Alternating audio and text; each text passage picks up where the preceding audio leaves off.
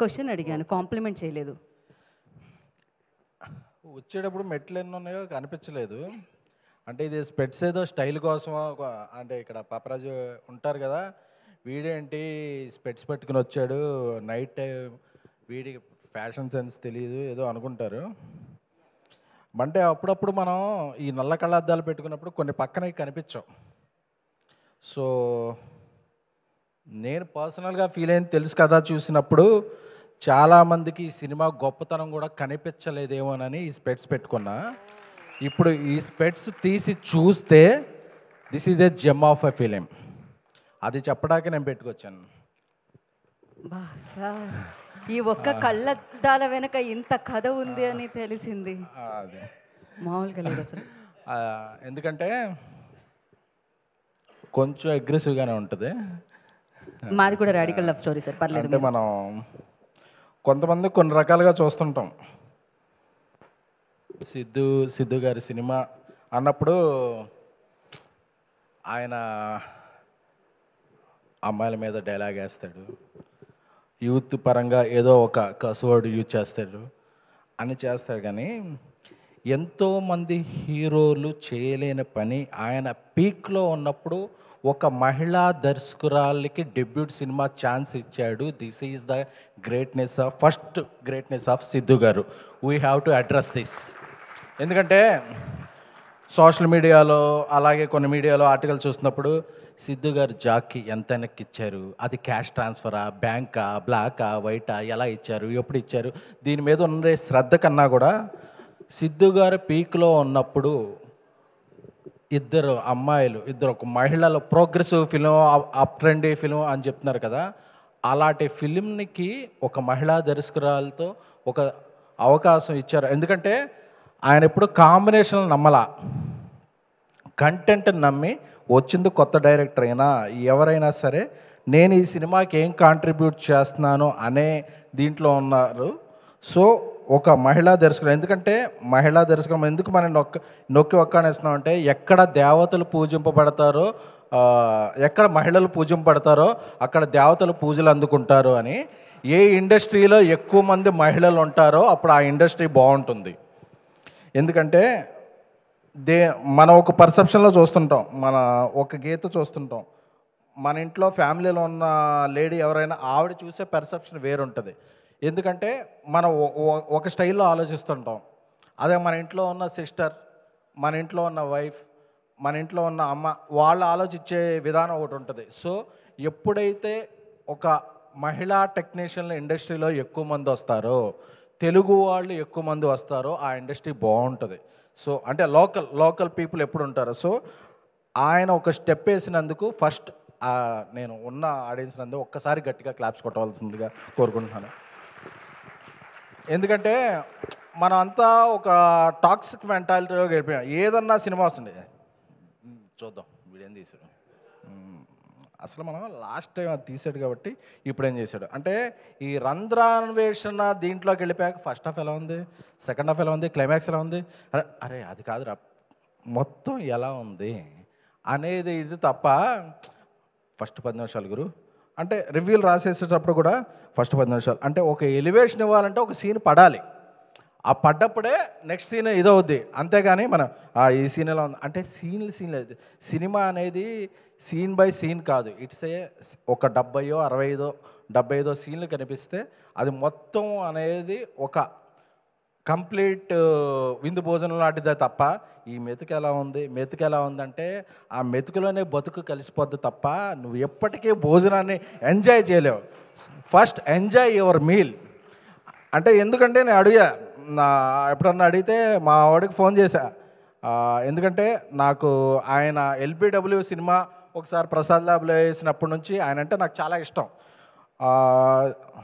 I like you sir. ఎందుకంటే కష్టం తెలిసిన వాళ్ళకే ఆ ఏజ్ వస్తుంది. కాకపోతే ఎందుకంటే నేను కొన్ని మాట్లాడాలనుకుంటున్నాను. ఒక సినిమా అనేది ఒక టీం వర్క్. నేను ఒక బేబీ సినిమా చేస్తున్నప్పుడు మా ఆఫీస్ బాయ్ వచ్చి, సార్ ఈ కంటిన్యూటీలో ఇదొక మిస్ అయింది సార్ అన్నాడు. అవునా, నేను రాజేష్ చెప్తే ఎస్ నిజమే అన్నాడు. అంటే ఒక ఆఫీస్ బాయ్కి ఇన్వాల్వ్మెంట్ ఉంటే హీరోకి ఎంత ఇన్వాల్వ్మెంట్ ఉండాలి? దాన్ని మనం వేరే విధంగా చూస్తుంటాం.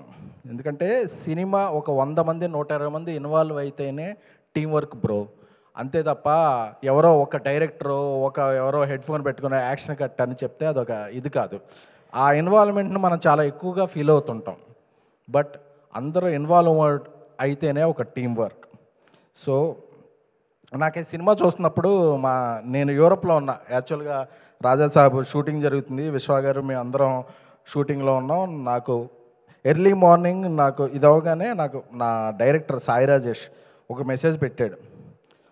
సిద్ధు ఆయన పెట్టిన మెసేజ్ అంటే మనకి ఎస్ఎంఎస్లో మామూలుగా మెన్షన్ చేస్తారు కదా, సిద్ధు లాంటి పొటెన్షియాలిటీ ఉన్న ఆర్టిస్ట్ని నేను ఈ మధ్య చూడలేదు. This is very very very progressive film.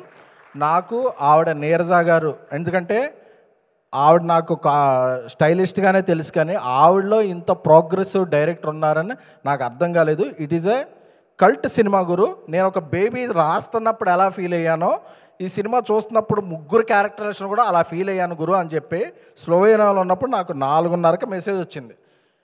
ఎందుకంటే మనం ఒక మనిషిలాగే చూస్తాను నేను. ఎందుకంటే అది ఎందుకు మాట్లాడుతుందంటే నేను చాలా పిఆర్ఓగా ఉన్నప్పుడు నన్ను పిఆర్ఓగా చూశారు.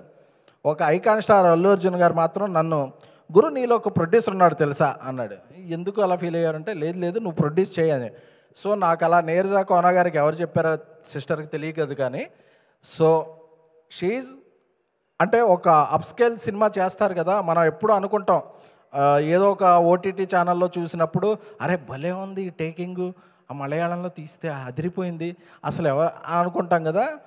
తను తీసినప్పుడు నాకు ఒక లిటరల్లీ ఇది ఒక కరణ్ జోహార్ జోయా అఖ్తర్ సినిమా ఎలా తీస్తే తెలుగులో మన ఆడియన్స్కి ఎలా ఉంటుందో అలా అనిపించింది.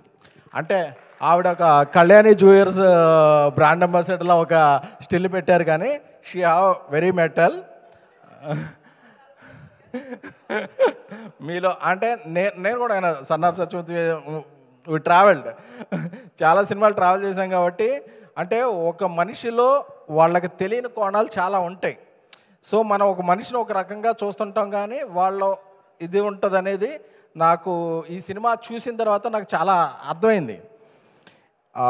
అందుకనే I would like to congratulate Neeraja Kona garu. మీలాంటి ఎన్నో మంచి సినిమాలు తీయాలి. అలాగే తమ్ముడు బ్రదర్ హర్ష, ఎందుకంటే ఒక సినిమాని తను నమ్మితే ఒక పిఆర్ఓ లాగా పనిచేస్తాడు, యాక్టర్గా. అన్న అసలు ఆ సినిమా వచ్చింది మేము ఎన్నో సిట్టింగ్లు అదే చెప్పకూడదా, చెప్పచ్చుగా, అదే ఎన్నో సిట్టింగ్లో ఉన్నప్పుడు అన్న అసలు తెలుసు కదా ఉంది అసలు వస్తుంది కదా అని చెప్పి చాలా చాలా చెప్పేవాడు. అలాగే తమన్ మ్యూజిక్ డైరెక్టర్, అంటే నాకు తెలిసి దీపావళికి చాలా సినిమాలు వచ్చి ఉండొచ్చు, ఇన్ని చార్ట్ బస్టర్ సాంగ్స్ ఉన్న సినిమా అయితే మాత్రం తెలుసు కదా. ఎందుకంటే ఒక మల్లికా గంధ సాంగ్ అయితే ఏంటి, వేరే సాంగ్లు ఏంటి అన్నీ మాస్టర్ చేశారు. ఒక మహిళా కొరియోగ్రాఫర్ రామ్జోగ్ గారు అద్భుత సాంగ్ చేశారు, కాసల్ శ్యామ్ గారు అద్భుతమైన సాంగ్ చేశారు. అప్పుడప్పుడు మైత్రి శశి గారు రూడ్గా కనిపిస్తారు, కానీ he's dude, he's cool dude. So అలా ఇక్కడ మన బండ్ల గణేష్ గారు ఉన్నారు. సో ఆయన ఇప్పుడు ఏం మాట్లాడతారో ఎవరికి తగులుద్దో అని చెప్పి టెన్షన్ అవుతుంటుంది. బట్ అన్న ఒక మేధావి యొక్క మౌనం దేశానికి ప్రమాదకరం అని ఠాగూర్ సినిమాలో చిరంజీవి గారు చెప్పారు. సో ఒక మీలాంటి ప్రొడ్యూసర్ ప్రొడక్షన్కి దూరంగా ఉండటం ఇండస్ట్రీకి ప్రమాదకరం. అందుకని మీరు ఎన్నో మంచి సినిమాలు చేయాలి, పెద్ద సినిమాలు చేయాలి, కాంబినేషన్లు చేయాలి అని చెప్పి మేము కోరుకుంటున్నాం. ఎందుకంటే నేను చాలాసార్లు కళ్యాణ్ బాబు అభిమానిగా చూస్తున్నప్పుడు ఎప్పుడు గబ్బర్ సింగ్ స్టార్ట్ అయినప్పటి నుంచి ఎలా ఉంటుంది తమ్ముడు అదే పగిలిపోతే అని బీప్ అని చెప్పేవాడు ఆయన. సో అది మేము మా ఏలూరులో అందరు ఫ్యాన్స్ అందరికీ చెప్పి అన్న గణేష్ అని చెప్పాడు ఈ సినిమా వేరే. సో అన్న మీరు మొన్న దివాళీ పార్టీకి ఇచ్చిన ప్లేట్ కాస్ట్ ఎంత, ఇది కాస్ట్ ఎంత అని అక్కడ మేము కాస్ట్ చోట్ల మీరు చూసిన ఆ కాస్టింగ్ ఏదైతే ఉందో అది రిఫ్లెక్ట్ అవ్వాలని చెప్పి కోరుకుంటున్నాం. అలాగే కోన వెంకట్ గారు, అంటే ఆయన సపోర్ట్, ఆయన మంచి మనసు అందరికీ తెలుసు.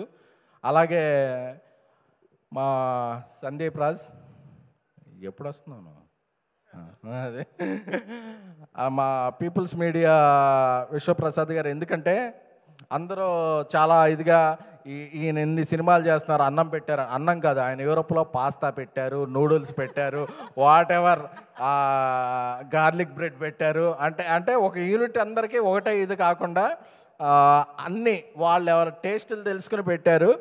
ఎందుకంటే ఇండస్ట్రీలో ఎప్పుడూ కూడా ఒక ఫ్యామిలీలో ఒక తండ్రి బాగుంటే ఫ్యామిలీ బాగుంటుంది, అలాగే ఇండస్ట్రీలో ఒక ప్రొడ్యూసర్ బాగుంటే ఇండస్ట్రీ బాగుంటుంది.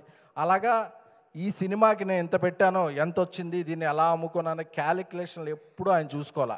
ఆయనకి సినిమా అంటే అమ్మకం కాదు, నమ్మకం. సో అలాంటి నమ్మకం ఉన్న ప్రొడ్యూసర్ ఎవరంటే విశ్వప్రసాద్ గారు. ఆయన విజన్ వేరు. ఎందుకంటే ఎప్పుడు కూడా ఈ సినిమాకి ఇంత పెట్టేసుకుంటే ఇంత వచ్చేద్ది, మనం ఇలా తీసుకుందాం అన్నది కాదు. నాకేం వచ్చినా ఏమొచ్చా, I have to make quality films అని చేస్తున్నారు. కాబట్టే రేపు